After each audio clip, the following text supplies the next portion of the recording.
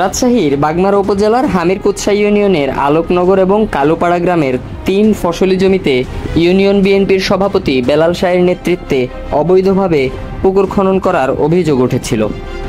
ইতোমধ্যেই এ বিষয়ে সামাজিক যোগাযোগ মাধ্যমে পুকুর খনন ও মাটি বহনের বিভিন্ন ভিডিও ছড়িয়ে পড়েছিল। সামাজিক যোগাযোগ মাধ্যমে ছড়িয়ে পড়া ভিডিওর সূত্র ধরে ধূমকেতু ডিজিটালের একটি বিশেষ দল সরেজমিনে গেলে বেরিয়ে আসে চাঞ্চল্যকর তথ্য। জমির মালিক সূত্রে জানা যায়, এই পুকুরের সাথে অভিযুক্ত বেলাল শাহের কোনো সম্পৃক্ততা নেই। পুকুরটা যৌথ মালিকানাধীন এবং খতিয়ানভুক্ত, বহু বছরে বলা চলে শতবর্ষী পুকুর। এটা সংস্কারের প্রয়োজন পড়ে। আমরা যারা মালিক রয়েছি তার মধ্যে অন্যতম একজন মালিক আমি, একজন কন্ট্রাক্টরকে আমরা লিজ দিয়েছি যে সংস্কার করে সেটা চাষ করার জন্য।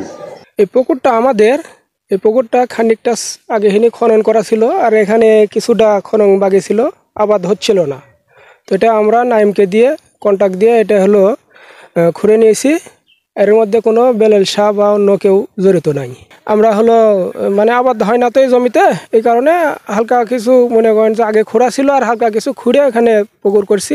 না এই বিষয়ে কোনো যুক্ত নাই। এই আমজাদ এবং তৈয়ব আলী এরা দুইজনেই পুকুর খুঁড়তে, জমির মালিক ওরা দুইজন কন্ট্রাক্ট দিছে হলো এই যে আপনার এই সুবাহারের বেটার কাছে। আমাদের পুকুর আমি খনন করেছি এই নাইমকে কন্ট্রাক্ট দিয়ে।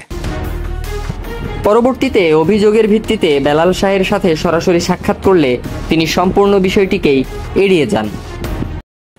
আসলে এটা উদ্দেশ্যমূলকভাবে কে বা কাহারা করেছে আমি জানি না, তবে যারাই কেন না করুক আমি হামিরকুৎসা গ্রামবাসী বা ইউনিয়নবাসীকে এ বিষয়ে উদাত্ত আহ্বান জানাবো, আপনারা এটা সঠিক যাচাই বাছাই করে ওদেরকে আইনে আওতায় নিয়ে আসবেন এবং প্রশ্ন সম্মুখে দাঁড় করাবেন। আর ওই পুকুরের সাথে আমার বিন্দু মাত্র সম্পৃক্ততা নাই। এটা আপনারা সবাই হামিরকুৎসা গ্রামবাসী যারা আছেন, যারা এই যে মিডিয়ার মাধ্যমে বাহির থেকে জানছেন, প্রত্যেকে এসে আপনি নিজ নিজ অবস্থান থেকে খোঁজ খবর নিয়ে দেখবেন যে আমার কোনো সম্পৃক্ততা নেই।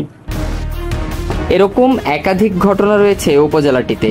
ফসলি জমি নষ্ট করে এভাবেই প্রশাসনের নাকের ডগায় বিভিন্ন রাজনৈতিক ব্যক্তিত্বকে কাজে লাগিয়ে অবৈধভাবে পুকুর খনন সহ চলছে মাটি বিক্রির কাজ।